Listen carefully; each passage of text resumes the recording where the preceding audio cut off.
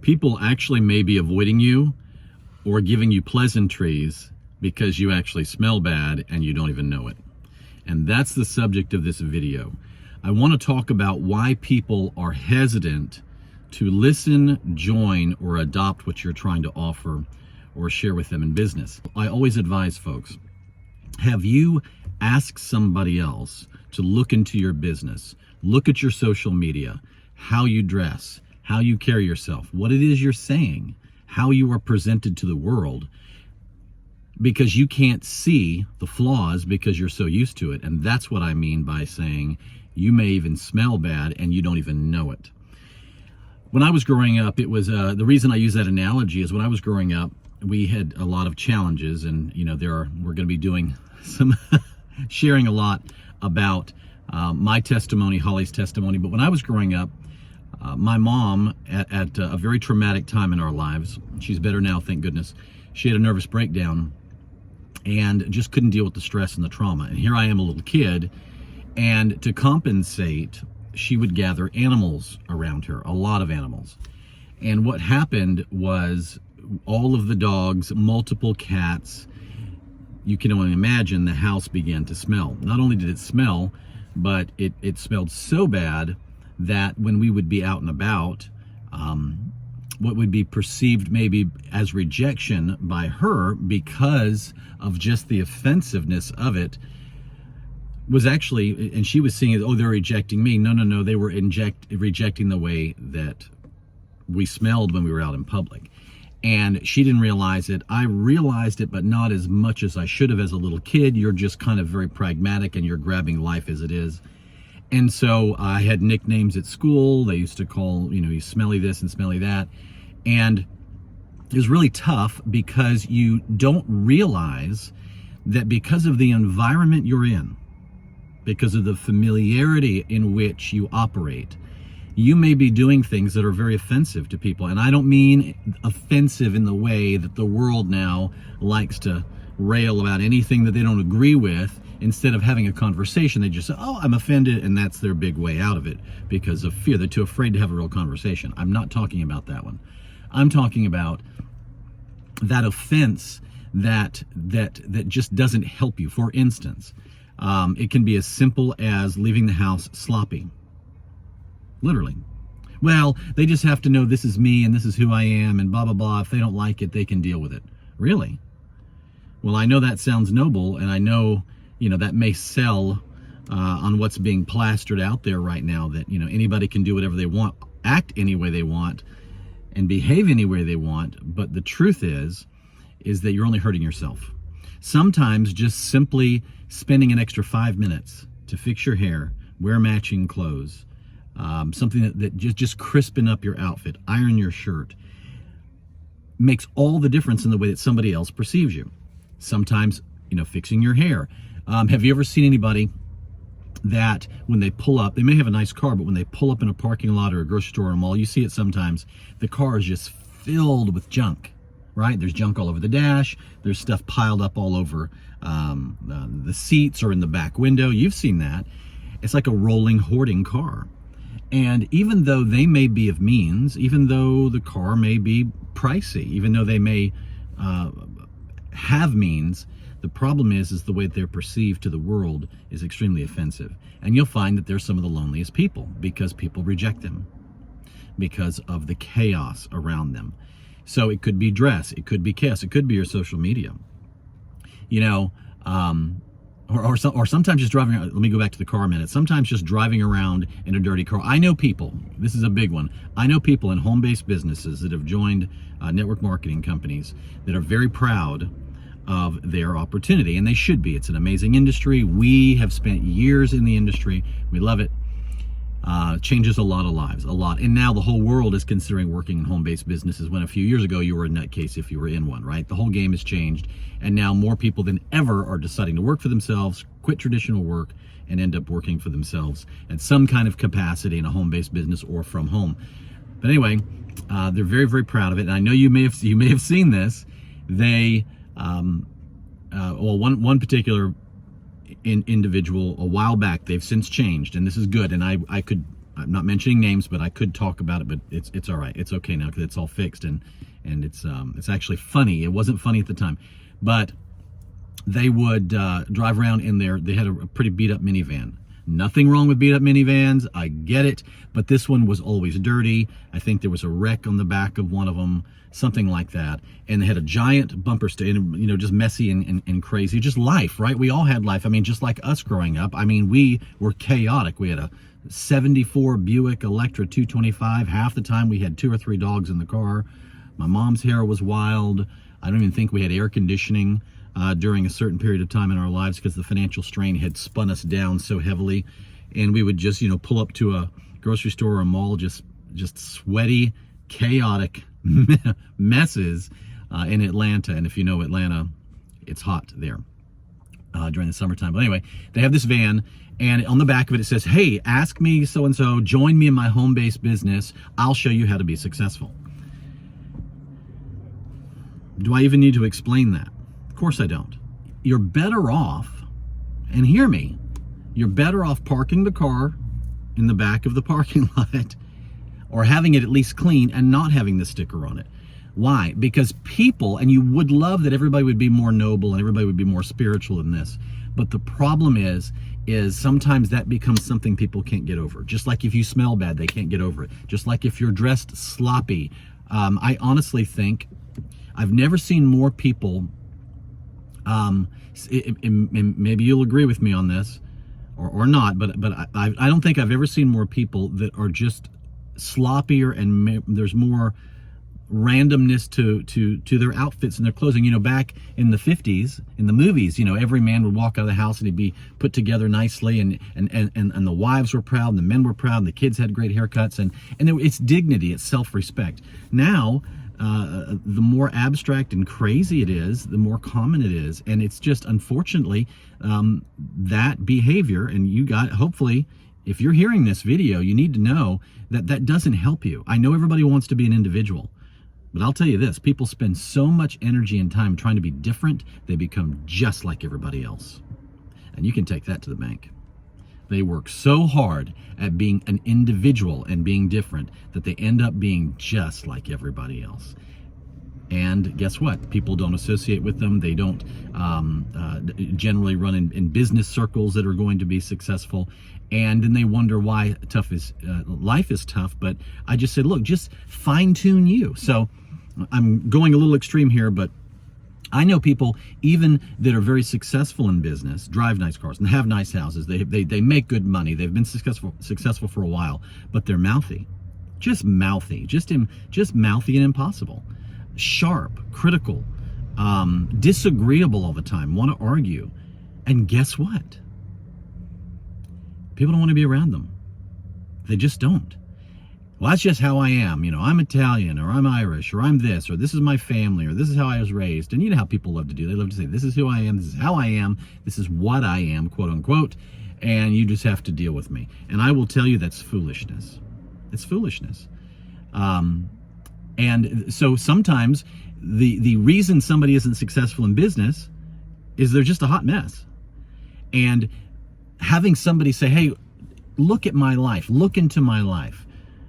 What do you see that's crazy? Well, half the time you can look on their social media. That's a big one, because you know these days, folks, your credit score, or I should say, not really, but really, what you look like on social media, and you could argue with this or not, it shouldn't be that way, and we can wave our, you know, our noble flags and say that's wrong, but I am sorry, what you look like to the world is it's kind of like your credit score, is what you are judged by. And people hate the word judge, but unfortunately there is a judgment made, because I think the science is in 16 milliseconds, right? 16 milliseconds. You see somebody and you take a snapshot of them, and in that 16 milliseconds you assess where they fit based upon appearance, the language, the articulation of words. One of the biggest signs of intelligence, quote unquote, and how people measure if somebody has their act together is how they enunciate their words. If people are very lazy with their language, very sloppy with their language, slang and lots of replacement words, and these days, the F word and every 5 seconds by everybody, even very big influencers have made a huge mistake, I think, because they missed the opportunity to use real language to really express what it is they need to say. They could add far more color to it and take people far farther with their language. But instead, every other word is the F word or this word or that word. And it's just unfortunate. And so sometimes it's language. So on social media, let's talk about social media. Well, if you go to somebody's page of any kind, doesn't matter the social media platform, and they're ranting about a bunch of stuff that's not going to change anybody's life. Whether it's the latest social issue that somebody wants to rail about, or it's the latest political thing they want to talk about, or there's sexual innuendo all over their page, or everything is suggestive and nuance in just a not very classy manner. Unfortunately, there is an element that will follow that, but anybody that would really change your life and be an addition to your life is probably not going to be attracted to that. And so I encourage people. I say, okay, what's going on in your social media? And I'm like, nope, not here. Have those conversations privately. Use your social media to lift people up, to edify. When you do speak of opportunity or sharing your business or whatever it is you do to help people, let it be something that's full of excellence, excellent language, excellent demeanor. And you'll find that these simple tweaks, now people get upset. They get mad when you talk about this stuff. But I will tell you, it makes all the difference in the world. Smelling good is better than smelling bad. Good language is better than bad language. Being put together is better than not being put together. Not being harsh, critical, or snappy, or opinionated is far worse than somebody that is a listener, right? And so many times the reason you're not seeing the success that you want to see in your home-based business as an entrepreneur working for yourself is because of these minor, and I say minor tweaks because they are easily washed. Right? You can scrub the stain out of it. You can easily remedy that. Now, if it's if you are financially super challenged, that's not as easy to fix. But at least you can present yourself with excellence, walk in excellence. There was a time in my life, and I'll share this. It's also personal. I had, again, my upbringing was challenging, and you have to get your footing. And I didn't have a lot of mentors, and there was a few times I actually lived in my car. One of the vehicles I lived in for a while, and it was interesting, was a 1984 Toyota Corolla. So whenever I would get a job, and of course, at the time, and the reason I can talk about this stuff, guys, is I've been there. And so it was a 1984 Toyota Corolla. And when somebody would ask me where I lived, so I'd fill out on the sheet, like if I was going to work at Chick-fil-A or wherever I was at the time, because my options were slim. I quickly changed my life, though, once I realized that was not who I was. That was circumstances. It wasn't my identity. It was a temporary moment in time, or moments in time, and I wasn't going to allow that to dictate. So I lived in an 84 Corolla, so I would write down 84 Corolla Lane or 84 Corolla Drive in whatever city I was in. And did that also, I think, with Charger Lane, because I lived in a Ram Charger for a while, and then in another time in a Cadillac Fleetwood Brougham, so it was Fleetwood Drive or something. I'm just telling you guys, we all have a story, right? So, but what I did is in the back of the car, I had all of my clothes always washed. They were always stacked up. I had my cologne and everything that I would need for getting cleaned up, or if I was staying at a hotel or staying at a friend's house or whatever during this transitionary time. And I knew the codes to the apartment complexes. They are the nice ones. And I would sit out and read during the day when I didn't have something to do and I wasn't working. I would read during the day, better myself. And but I always smelled good, always smelled fresh, because that was a big one for me, right? Growing up, I didn't want to smell bad. and kept myself together, and nobody knew it. Hear me. Nobody knew. I've had people say, man, Gabriel, if I had known your situation, I would have helped you. It's not the point. They didn't need to know. It wasn't who I was. It was a temporary set of circumstances, right? Quickly climbed out of it, learned the ways of the entrepreneur, and climbed out of the hole. And ever since, for decades, have been helping people do the same thing and better themselves. And I just want you to know, on this video, final thoughts, is many times the reason you're not seeing the success is the language. Language. You could just not be fragrant to somebody because you are choosing to allow those external things to be the first thing that somebody sees. I hope that makes sense, because I've almost lost some of you on this. You don't want all of that external stuff to be the first thing somebody sees, because if they're met with those extremes, that's what they assess you by. And then you either confirm what they think of you or you defy it. But the chances are of you defying what they have already predetermined you are is just a lot harder. Don't make growing your business more difficult.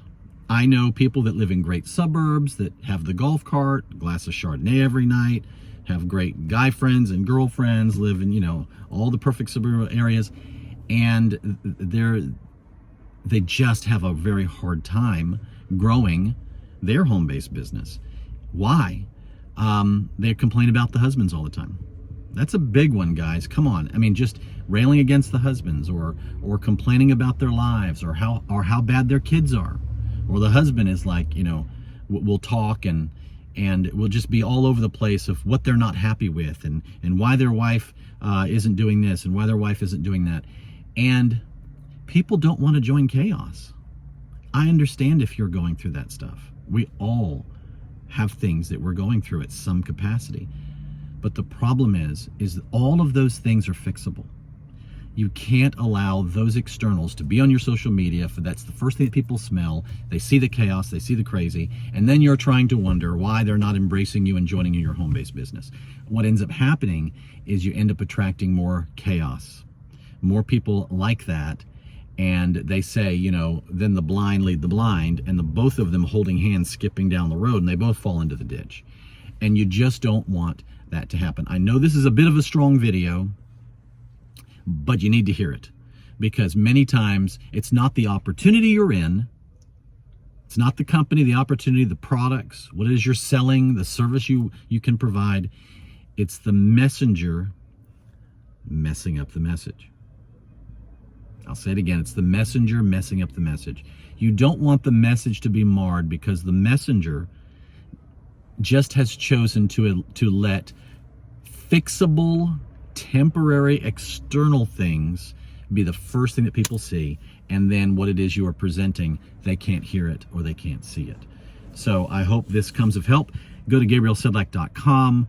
I've got some great resources there, and I just look forward to helping you. Maybe you'll reach out and say, you know what, Gabriel, I need your help. Whatever you're trying to accomplish, sometimes it's not the experts that need to come in there and rearrange everything. It's those minor tweaks. And when you do that, suddenly the whole game changes and you get exactly where you want to get to. So hopefully this has been of help to you. You guys are a blessing, and I will see you in the next video.